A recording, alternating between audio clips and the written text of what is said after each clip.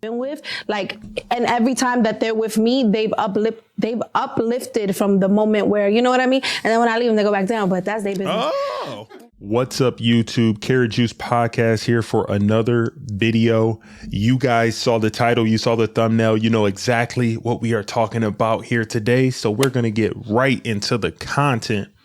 Today, we are talking about Blu Jasmine and an conversation that was recently just posted on a great content creators channel, 8 at the Table. Shout out to them. Make sure that you check out their content. They have some great conversations over there. I'm going to leave a link to the description to their content. Make sure you support the original content creator. Today, we are doing a reaction to a conversation that some ladies had, and particularly what Blu Jasmine said about getting proposed to, and if getting proposed to is actually winning at the end of the day. So without further ado, let's get right into the content, courtesy of 8 at the Table on YouTube.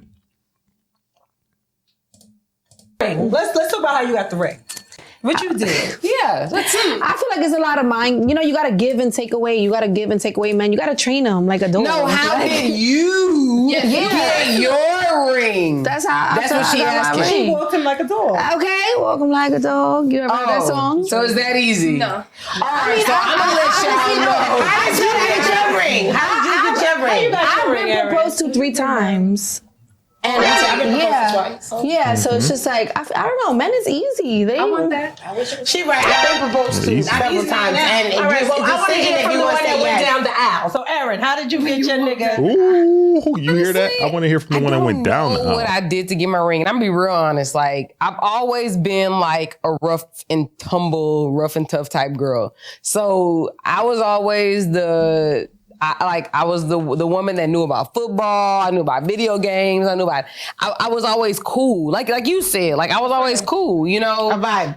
And so whoever I dated, I got along with very well. How did you get your ring? But listen, it's a journey, all right? It's a journey. And I think that every relationship that was worthwhile to me started on a vibe. It was on a friendship, which is how me and my husband met. Yes, I had a dude at the time, and it was some bullshit around that. But when I met my husband, we were just friends. We were literally friends. We went to school together. We studied together. I didn't even know he liked me like that. I think from like the pattern that I've seen, I feel like if men could envision a bigger life with you than they can like by themselves, then that's when they want you to be by their side. Like this woman could take me XYZ place and without her, I don't see that. Or before her, I ain't see that. No. So I feel like that's a common denominator in the men that I've. No. I'm going to stop her right there with that. A man that you want to be with, this is my opinion here.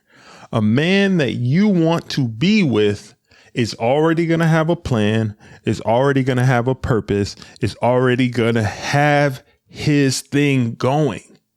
You are just going to be an addition to that, and you are going to make his life easier, but you're not going to elevate him. He should already be on the trajectory of what he's going to be, and then you are an addition to that, not you being with him is going to be the reason why he's successful. He's going to be successful either way, because a man who's on his purpose, on his grind and doing the things that he needs to do is inherently motivated. He's not motivated by women. That's a big misconception. Okay, let's get back to what they were saying. I just had to interject there. Let's continue with it. Been with, like, and every time that they're with me, they've uplifted from the moment where, you know what I mean? And then when I leave them, they go back down, but that's their business. Oh, I'm being honest. I don't really know. You heard what she said right there? When she leaves the guys that she was with, they go back down. You know what that sounds like to me? That sounds like the men that she's been dealing with don't value themselves or aren't of as much value. She doesn't respect them because, first of all, you're not going to be leaving men who you respect, who you have value in. She obviously didn't respect these men. They might be high earners, but she didn't respect them. That's what I sense in that. Okay? Because you're not going to be getting proposed to 3 times and taking the ring of a man that you respect and value, that checks off everything that you want, and then leaving. There's a lack somewhere that she was seeing in some of those men. That's why she didn't accept and eventually get married to them, or they decided to walk the other way with her. But usually if a woman accepts the ring from a man that she values and respect, she's going to get married to that man. If that's the case, that was my husband. I don't really know. Like, to be honest, like, I think when you put it out there, that sometimes for someone, when you put it out there, you're what you want. You know, for me, I put it out there. I told my man when I met him that, listen, I'm not going to shack up with you for 10 years in a house. I'm not doing that. If we living together and this is the 2nd year now. What's going on? So I got married the 3rd year. Where's my fucking ring? I don't want them talking about it. I will tell you this. With me and my husband, we left law school at 2 different semesters. He left spring of a year and I left like the following semester. And I let him know, I was like, look, we ain't married, we ain't engaged. I'm going back to Houston. I'm finna get me a job. I'm finna buy me some rental property. I'm gonna do X, Y, and Z. And I did exactly that. And I was like, if you want me in your life, it is up to you to make that decision. Yep. Because in the meantime, I am going to do me. Yep. Right? So I think it wasn't an ultimatum. It was just a It wasn't an ultimatum. It was a status check. Yeah. It was what I was going to do and what I am doing. Right with or without him. That's what she planned. So I feel like without him, I was going to do that. So it was like, if you feel like you want me in your life, then you need to man up and do what you want to do, because you ain't the only one that want me. Yeah, You feel me? Like I'm a D-list celebrity in Houston. You feel me? A D-list. You know what I'm saying? I actually like the vibe of her. I'm Houston born and what I'll add to that is what she did right there was correct. I mean, she made it a requirement for him to be with her, for her to marry her.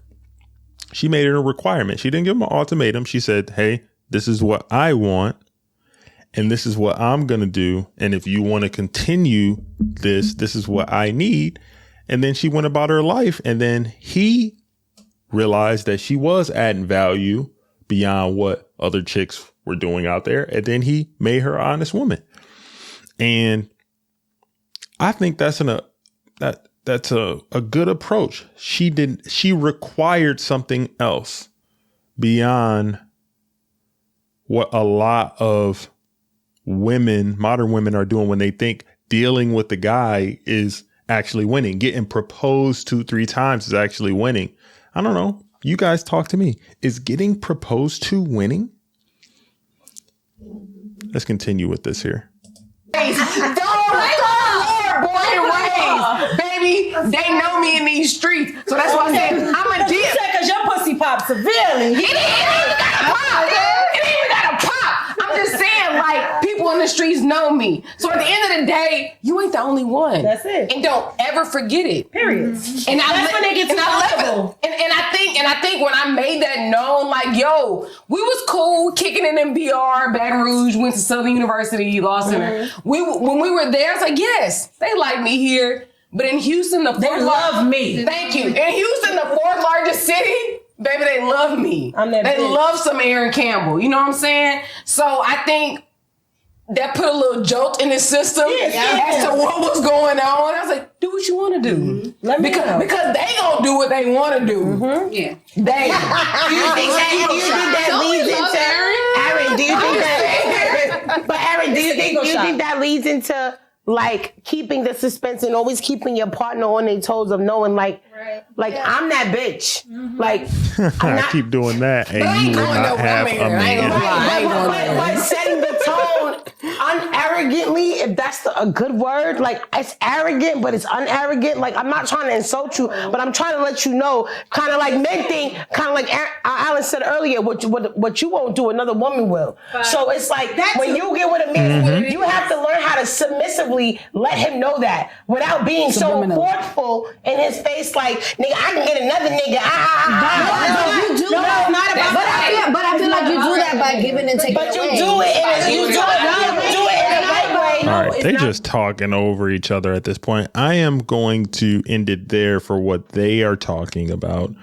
put it back on me. So that last part that they just mentioned, that they talked about, I thought was important, because it talks about keeping that competition there, and there is some validity to that. And what I would interject, because I'm giving you the men's perspective, the man's perspective, just like what Future says,